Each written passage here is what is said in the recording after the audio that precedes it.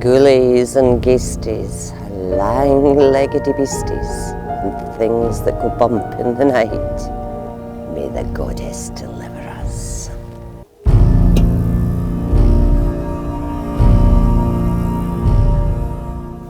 Welcome to the Witches Coven. I'm here in the Sacred Circle in the middle of Queenswoods with Sarita de Esther, a high priestess who has worked for many years in this circle. Hi Sarita. Hi Carrie. Now, you've come back here after how many years? I haven't been here for about 8 years since leaving London, so it's amazing being back. It's just bringing back all the memories of many darker nights spent in this space in the woods. What is it in your mind that makes it such a popular place for witches and for magicians? I think it's in London. It's amazing to have an ancient woodlands like this, just filled with big trees. There's so many oaks, and it's just amazing. Like at all times of the year, and this time especially because it's like autumn, and you've got all the leaves everywhere, and it's just so beautiful. And it's quiet and silent, especially at night. Yeah. So tell the viewers a little bit about what you used to do here and your group, and yes, don't hold back. We did many community celebrations, mostly here, private ones, but with quite large groups sometimes. You know, so very theatrical rituals because the space is just so perfect for it. It's an amazing setting to have available in essentially central London, nearly. Yeah. And it is just a space that really lends itself to all kinds of amazing explorations of nature, but also just of the spirit realm and of different beings, because it just comes alive in here, and it just always feels incredibly welcoming, I think. And I've always found that people come here just find that they just kind of seem to relax, and that just makes it such much better ritual and kind of just union between the people there as well. It's kind of like they just leave London somewhere out there in the roads and at the tube station, and they just enter in this space, and it just transports people, so that I think the space has got a magic of its own. Yeah.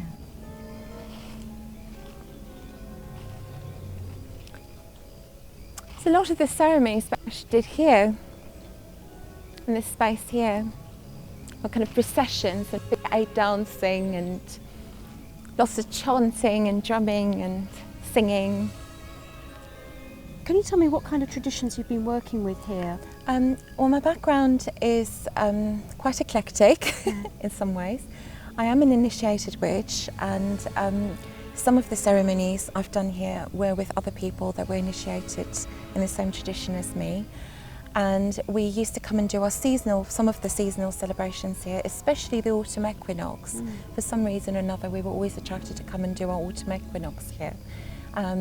And I think it's because it's such a, you know, the leaves and the colour here during that time of the year is just specifically just amazingly beautiful.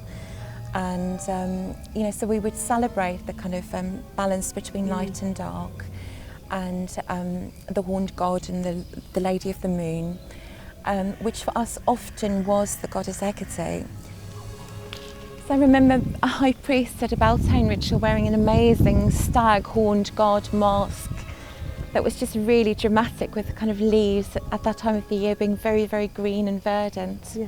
Can you tell me about a certain Dionysus ritual that you did one night? Well, no. No. Have you got any pictures? If they are, no.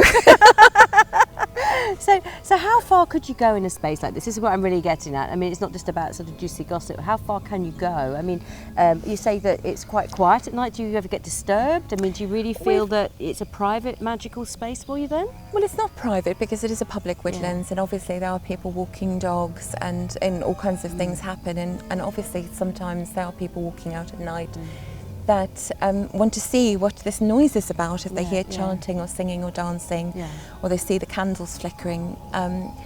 So we've had people at times kind of like sitting behind bushes watching us and stuff like that, which has always been interesting and fascinating in its own way, because you know, sometimes those people can be very interesting to talk to, really. It goes without saying, this is a very nature-based space Yeah. to work magically. Yeah. You know, if some people are working indoors or maybe doing their high magic, Sure. they may not wish to be out in nature. No. But here, this is very much about connecting with the elementals, It with is, the yeah. animal spirits. But there's also kind of fae energies here as well, I I feel. think there's a lot of fae Yeah. energies here, just kind of spirits that seem to just be in the woods. Yeah. That, you know, maybe the spirits of the trees. Yeah. I think, especially well, for me anyway. So if somebody was coming down here for the first time, Sarita, and just thought, well, you know what, I'd really like to try and tune into the magical energies of this space. If they're interested, they've just maybe seen us talking about things on YouTube and on the website. What would your suggestion be for them if they just wanted to come along and connect with themselves? Or do you think they should join a group? I feel that they could come down on their own. I think people can definitely come on their own to connect with the space, and joining a group is no guarantee that you're going to connect with any space. I would say that the best thing to do is with the Queenswood and Highgate and any green space really is to take time and to walk around and to get to know the place. And also, if you can, to find out a little bit about the history of the place. I mean, the Queenswood has got a really rich history of all kinds of esoteric happenings. So can you tell me a little bit what you know about the esoteric history of this space? Well, obviously, you know, from my own experience, I've worked here many dozens of times, maybe even hundreds of times, I don't know. And I know many other people that's come here over the years to perform ceremonies in recent years. But that history goes back to at least the kind of 1970s, maybe even the 1960s, with different groups coming here, doing traditional witchcraft rituals here in all kinds of different traditions, and different pagan and goddess groups coming and working here. And I also know the odd ceremonial magician that's kind of brought a full kit out and found a quiet bit in the Queenswood to kind of, you know, do all their angelic evocations and Enochian chanting and you know, the John Dee stuff. So I think it's quite a wide variety of things that has happened here over the years. But of course, in the occult world, everything is always a little bit hush-hush and, you know, look the other way. It's sacred, it's protected, it's got the magical history. Definitely. But the magical history is here because the energies were already here. I really love this little fairy circle because it just makes me think, you know, with all the kind of media interest in magic and witchcraft over the last decade or more, you know, children are just coming here, and instead of kind of looking at the Hollywood side of witchcraft and magic, they're actually experiencing the magic of this place and letting their imaginations roam free and playing in nature and just doing what kind of comes to them naturally. And I think a place like this in the woods, with all the kind of stories that they're probably told by their parents, just brings alive that imagination side, and that in itself is magic. What's really lovely nowadays is that people are using this space as a place to bring their children, and they call it Witches Coven. So when a children's party happens, they'll do a treasure hunt led by a party organiser called Mango the Magician. This is the Witches Coven, and I am Mango the Magician. And for the last 16 years, I've been running children's parties through this wood, and we always stop off here because it's such an interesting and mysterious place. Why is it called the Witches Coven? Well, because witches come here. And if you come back at midnight on Halloween, you are sure to see witches. They dance around and they hum and they sing songs, and sometimes it's said they take off all their clothes and dance around naked. And they'll lead them all the way around the woods, hunting for the treasure. And the Witches Coven is a place on the map of this woods now for the children to interact with. And they all go and sit in the fairy circle. And when I was down here with Ken Reese, it was wonderful because it was like the next generation of people coming along to sort of work their magic. And a little Knight Templar came running into the circle, who was the birthday boy, about 3 or 4 years old. Obviously, we stopped filming at that point. It's widely accepted by locals, you know, that this is the Witches Coven. And why? Because witches come and work here. It's not a big deal, and we've done filming down here before with witches being witches for a shot for Mystical Legends, and people come along and they're just like, oh, can we come and join in, or you know, another group of children will be coming along, maybe led by their parents on a birthday thing, and say, oh, come, and we just like improvise and kind of definitely work it into their treasure hunt, work it into their fantasy, and it's a wonderful meeting of those two worlds, the magic of children's imagination and play, with the real magic of witches and magical practitioners and people who are working with the earth, who are coming from backgrounds of varying degrees of secrecy and privacy. And I feel that it's quite revolutionary in that way, in the fact that it can be tolerated, accepted, welcomed. Nobody's intruding on anybody's space, and it makes you realise that why can't it always be like this, really? Totally, yes. And it's amazing that it's become this like local known space for this. It's like you say, it's on the map nearly. Yeah. So that's actually kudos to it being some kind of form of positive relationship. But I feel also as practitioners we owe to give something back, you know, and we did a rite of protection earlier in the year as a blessing for the woods, and I called upon members of all the different pagan esoteric communities to come along, and some people were linking in from abroad or linking in remotely, just to sort of say, well, there's been so many of us that have enjoyed working with these energies here magically for all these years and helping with our own personal magic and those that we care about.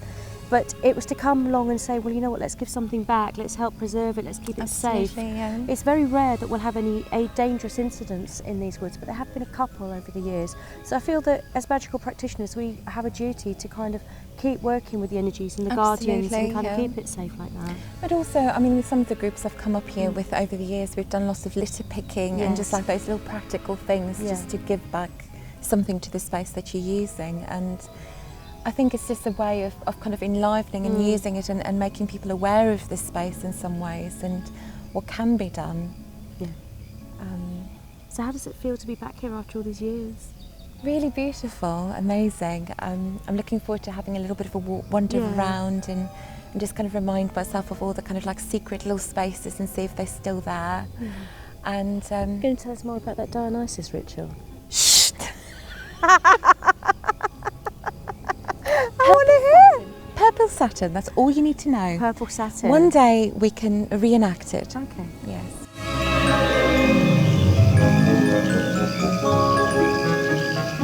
My name's Gareth Medway. I'm a historian of occultism. In the 19th century, huge areas around what was then London were being built on. That people, locals, wanted to stop Queen's Wood becoming a housing estate, so they clubbed together to buy it and ensure that it remained natural woodland forever. In particular, at the lowest part, there were a number of plague pits. This area is now known as the Witches' Circle. In fact, there's a long history of witchcraft associated with it, certainly from the 1960s onwards, and still occurring even to this day. The Regency was founded by two men who had been in a coven known as the Clan of Tubal Cain, which had been founded by a man named Robert Cochrane. He said that his tradition was ancient and that he despised what he called Gardnerian traditions, meaning those derived from Gerald Gardner.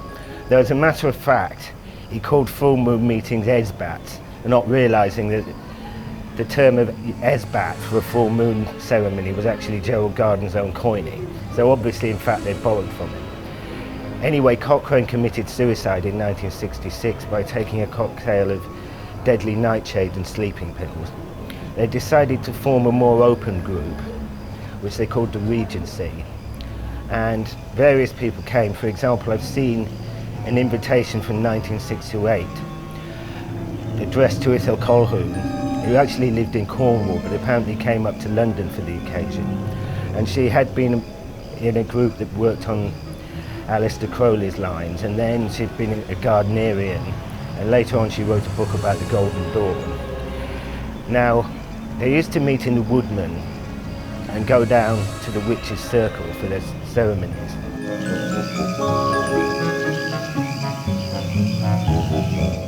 I'm Kenneth Rees, and I came to London quite some time ago. This was to do research into the pagan and witchcraft subculture. I subsequently got a lot of material and put it to good use by teaching esoteric traditions at various universities and colleges.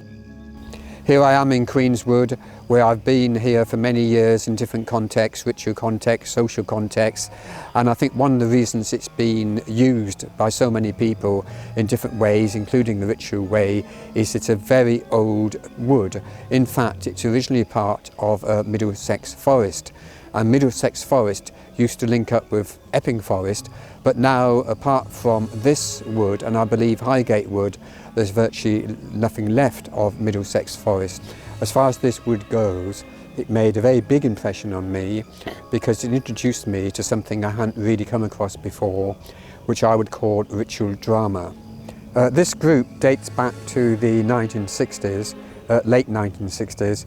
It was a branch of a fairly well-known tradition. Well, it's more well-known now than it was then, to be honest, following a man called Robert Cochrane, or indeed developed by him. This group didn't really start until after he'd passed on, but it particularly, if I may put it this way, specialised in ritual drama, and I would say it was really concerned with the mysteries. It was essentially a mystery tradition group, and it used a lot of different parts of the wood. I mean, the part we're standing in now tended to be used particularly at Halloween, hence I call it the Halloween dancing ground, but there were different parts of the wood were used as well.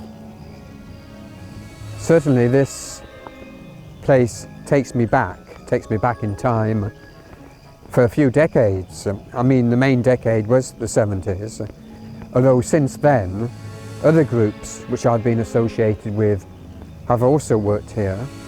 When I say work, I mean ritual work, and there was one group I remember which had about 30 people, no, possibly more, and they were sort of more political group, sort of eco-pagan you might call it. Now, we're very near a place which was called the River Styx. The River Styx, which is just over to my right here, that's associated with Greek mythology, and I expect most people will be familiar with that. And when you cross the River Styx, you move from the land of the living to the land of the dead. And this was used on at least 2 occasions at midsummer, when we all had to cross the Styx in order to meet what was considered to be the dead king at that time, the king of the waxing year that was slain. And also at Halloween, we all had to cross the River Styx to enter the land of shades, whatever you want to call it. And of course we had to pay the ferryman. And we had a ferryman, and he took all our money, and we haven't seen it since. After we crossed the River Styx, we entered the land of the dead, which is actually this glade. And to do this, we did a ritual, you might call it, which was known as opening of the roads. And the opening of the roads involved us sitting down and whistling. This was a kind of, if you like, invocation to the spirits of the place, all those had been, all those that were, and all those that were still to come. And it was an amazingly kind of atmospheric situation. That was one year. Another year, in some ways, was even more atmospheric, as a skull was used. Hopefully it was not someone that had passed on in the group, but who knows. And this skull was handed to us one by one, and the person who was in charge of the skull tapped it in front of each of us, and that really got sort of goose pimples going up and down my spine. The power of this wood, I think, lies in its ancientness, its ancient feel, both in terms of the actual earth energies beneath one's feet and the trees and the bushes and the shrubs and so on. And I think it does exert a kind of magnetic pull, not just to people who are involved in witchcraft or magic, but people who are not. Many people want to stroll through it, and they do get a kind of therapeutic healing vibe once they do so. I mean, I think this is so old, this wood, that it kind of partakes of eternity, even though it's not eternal. I mean, for practical purposes, it's got the sense of timelessness and, yeah, the infinite. Widdershins, then Deosil. Mere mortals tremble at my will. The spell is uttered, the die is cast, and magic rules the world at last.